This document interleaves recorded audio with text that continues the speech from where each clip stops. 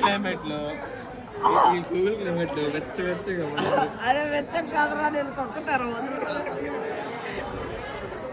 మా కాలేజ్ చుట్టూ పొలాలండి. సో ఎక్కడ చూసినా గ్రీనరీనే ఉంటుంది మా కాలేజ్లో.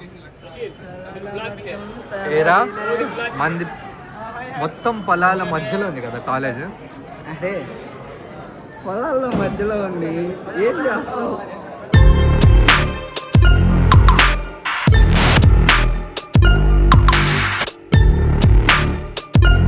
గుడ్ మార్నింగ్ అండి అందరికీ. Welcome back to my new blog. Time exactly 9:45 అయింది. ఒకసారి మీకు చూపిస్తాను. 9:45 అయింది. కాలేజ్కి అయితే వచ్చేసాను. వచ్చి చూస్తే కన్స్ట్రక్షన్ ప్లస్ ఫుల్ వాన. ఏంట్రా ఏమొచ్చింది? ఎంజాయింగ్ ద వాన. ఎంజాయింగ్ ద వాన బాగుంది కదా, వెదర్ కూల్ కూల్. అక్కడ ఏంట్రా అది? ఎరా ఏం చేస్తున్నారు అక్కడ? బోర్ కొడుతుందని చేస్తున్నారా? బోర్ తవ్వుతున్నారు. బోర్ తవ్వుతున్నారు. సో మన కాలేజ్కి చాలా అంటే చాలా వాటర్ కావాల్సి వచ్చింది కదా. తిన్నావా? బ్రేక్ఫాస్ట్ తిన్నావా? ఎరా 7ంటికైనా 9ంటికైనా మనం బ్రేక్ఫాస్ట్ చేయాలి. అదేరా, ఈ unhealthy sleep cycle, unhealthy food timings వల్ల ఇలా ఉన్నా.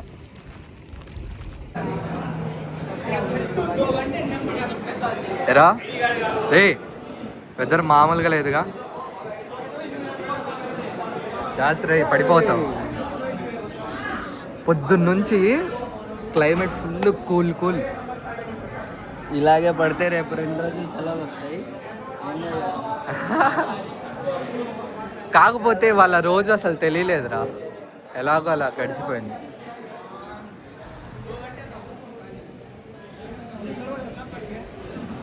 ఆ బస్ ఎక్కడ కరీం? ఏంట్రా మా ఆడియన్స్, తెలుగు ఆడియన్స్లే అంత సైలెంట్గా ఉన్నావా ఏంటి? 10 నుంచి కాలేజ్ అన్నారు. సో అలా అనిపిస్తుంది. 10ంటికా? మా వాళ్ళు నాకు 9ంటికి అని చెప్పి 7:40కే వచ్చి కూర్చున్నా బస్సులో. 2 గంటలు బస్సులోనే కూర్చున్నా. హైలైట్ చెప్పాలా, ఇది ఒక అలవాటు అయిపోయింది అనుకో 10 రోజుల తర్వాత మళ్ళీ రాబుద్ది కాదు. మళ్ళీ పొద్దున్న రాగలం. ఎరా వాడు ఏదో ట్రాన్స్లో ఉన్నాడులే.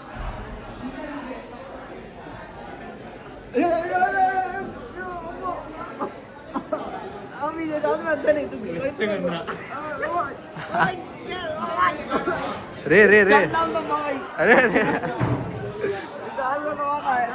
ఈ కూల్ క్లైమేట్ లో వెచ్చగా అరే వెచ్చం కాదురా, నేను కొక్కుతారు. మా కాలేజ్ చుట్టూ పొలాలండి. సో ఎక్కడ చూసినా గ్రీనరీనే ఉంటుంది మా కాలేజ్లో. ఏరా మంది మొత్తం పొలాల మధ్యలో ఉంది కదా కాలేజ్. అరే పొలాల్లో మధ్యలో ఉంది, ఏం చేస్తావు? ఏం చేస్తావు అంటే మామూలుగా ఇలాంటి నేచర్ ఉంటే ఓకే. అదే ఎండ్ ఉంటే 2 మైనస్ ఉంది ప్లస్ ఉంది. అది నిజమేలే, ఎండ్ ఉంటే ఎడారిలో ఉన్నట్టే.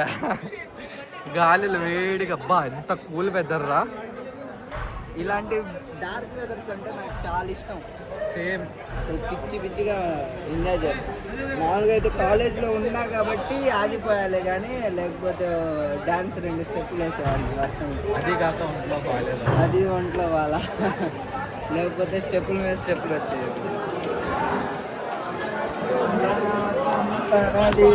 ఎరా తిందావా వద్దా? గాలిని పీల్చు చాలు, అదే. ఎవడో అసలు నేను రాను పడుకుంటా అన్నాడు. నేను రాను, నాకు బాగాలేదు. అయినా కొన్ని సిచ్యువేషన్స్. కొత్త రూమ్ ఎలా ఉందిరా? బాగాలేదా? క్యాట్ ల్యాబ్ బాగాలేదన్నావు, ఇది బాగాలేదన్నావు. ఏ రూమ్ కావాలరా? ఏ బ్లాక్, ఏ రూమ్, ఆ బాండ్, ఆ సిచ్యువేషన్ అదే బాగుంది. ఆ 1 బాగుంది. 1-2 కూడా పర్లేదురా. 1-2 కూడా కొన్ని స్టెప్స్ వచ్చాయి, కానీ అది అది కూడా మెమరీసే ఒకటి. కాకపోతే ఇప్పుడు ఏమంటావు? తిన్నా ఇక రే తిందాం పదరా రే. గైస్ జస్ట్ కాలేజ్ కంప్లీటెడ్ అండి. ఇద్దరు కలిసారు. రే పిలిచేదాకా వెనకాల తిరగరు. మళ్ళీ వ్లాగ్ తీస్తున్నానని తెలుసు. నేను పిలవాలి ఆవిడ చెప్పరా వీడి యాక్టింగ్.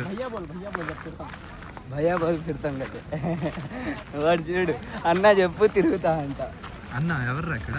వీడంట ఇదిగో బురదలో కాలు పెట్టకుండా వెళ్ళరా అప్పుడు అంటే అన్న. అరే ఇది ఇక్కడే ఇదే ప్రాబ్లం రా బాబు.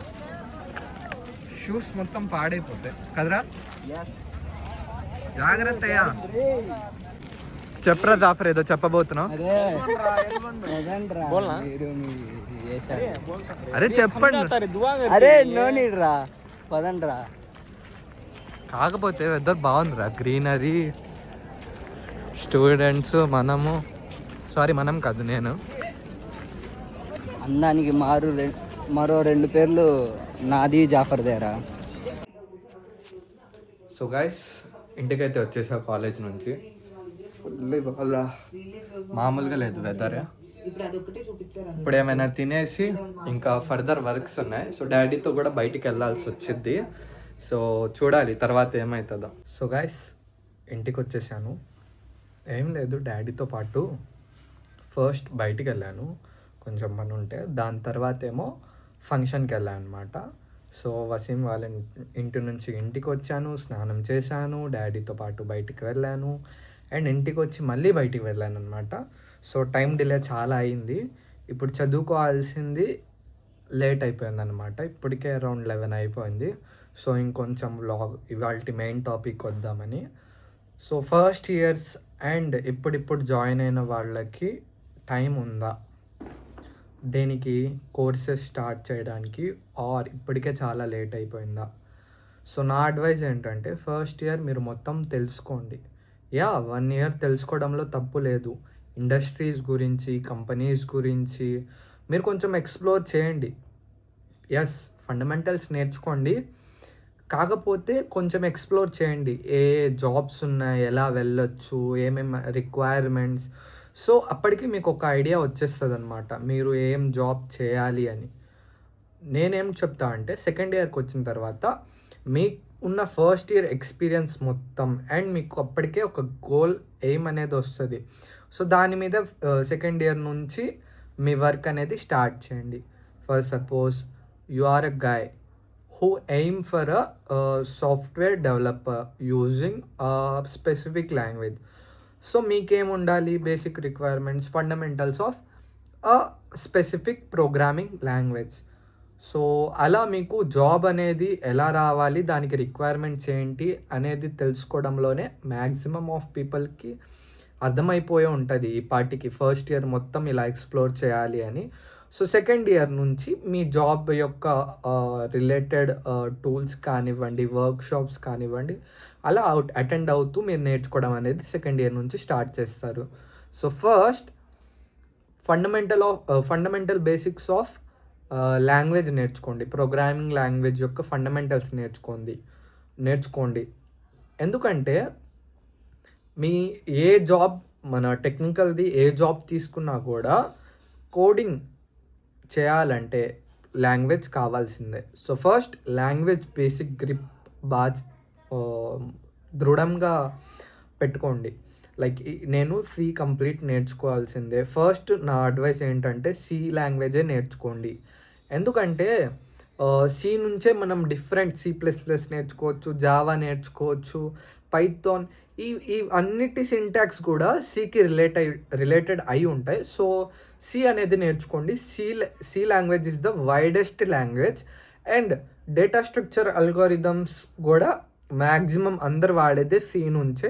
సో ఐ ప్రిఫర్, నా బెస్ట్ అడ్వైస్ ఏంటంటే ఫస్ట్ సి నుంచి స్టార్ట్ చేయండి. ఐ నో అది కొంచెం మోడరేట్ లాంగ్వేజ్.